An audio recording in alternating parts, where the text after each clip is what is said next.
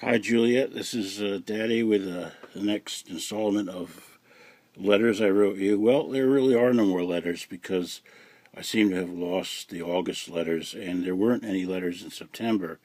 And I can tell you why I didn't write any letters in September.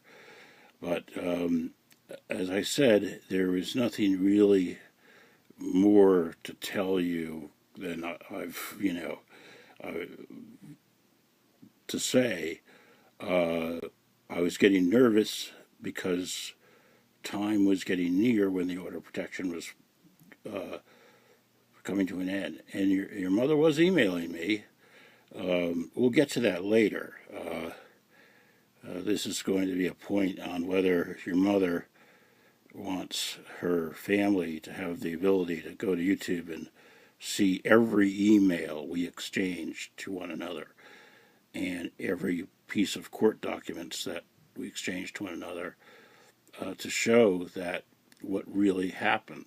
Okay, the facts, what people say is disputable. The facts are not indisputable. One thing I'm sorry to say is that Karma died in August. She acted really weird for a couple days, and I tried to take her to the vet, and she just ran away. I never saw her again. And one present she left me was a house full of fleas. And I've never had fleas before, and they were just awful. They were biting me and chewing me to death, and I had to. It took use bombs, bug bombs, and things like it. It took a month maybe to get rid of the fleas, and poor Karma never happened again. Right now, I'm cat sitting for this young lady, two cats named Castor and Pollux, and I haven't decided to get another cat for myself yet. What happened in September was I was still under the impression that your mother was going to extend the order of protection. Everybody told me this. My lawyer, my friend who is a lawyer, people who have been through this before, and I wanted to ask her. Not that I expected that she would tell me or not, but I wasn't going to be around because for the month of September I went away. I figured if the police were going to come knock on my door, let them come at the very last minute. Let me take one last trip and get away from all of this because this has been a year and a half of hell. And I went to Switzerland to see my friend's band. I had saved the money for it. Um, a weird thing happened where the airplane was delayed for 5 hours. They didn't tell us, and they ended up giving our money back. So I actually flew for free and stayed cheaply, and I wasn't healthy enough to do it or whatever. I did it anyway. I was like one cox, a bucket list they call it, because when you die you kick the bucket, so you want the bucket to be empty. You want to do everything that you could do. And I saw my friends, the band Barclay James Harvest, one last time.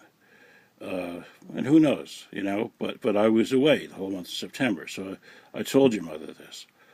And she keeps asking me questions all the time. Now, what I also did was I was afraid that people were snooping on my Facebook. And I had some ABC people on there. And I got a strange call from a guy that hadn't called me in 9 years from ABC. And I just felt that maybe your mother was fishing for information on what I was going to do. You can't blame her for being curious. But I like to be straightforward, and she asked me a lot of questions. So I cut everybody off my Facebook list, and including my half sister Delilah. And at that time, then all of a sudden she goes, are you still friends with her? She's asking me all these questions. So I said, listen, you asked me a lot of questions. I want to ask you two questions. Number one, are the police going to knock on my door? And the second one was, why'd you do this? Why'd you do this? Because whatever happened, and you can remember the night you left this house, they say I called you a name. That's what I'm guilty of? No. The court order said I threatened to kill you and your mother with a shotgun. And that's what she said in court. And we know that's a lie. Because even if I were to say such a thing, you would have to go the arc of the rainbow to get to the other side where I would be capable of doing such a thing. But the fact that she included you in it was the only way to keep you away from me, because she somehow thinks that your anxiety was caused by me.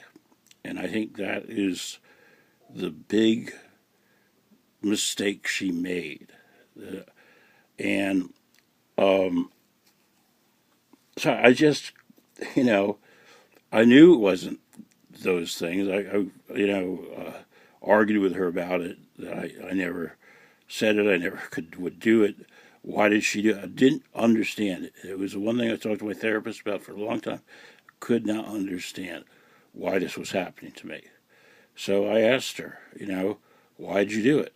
And you can see she's, I'm not planning to have the police knock on your door. And she was right. The order did expire on the end of September.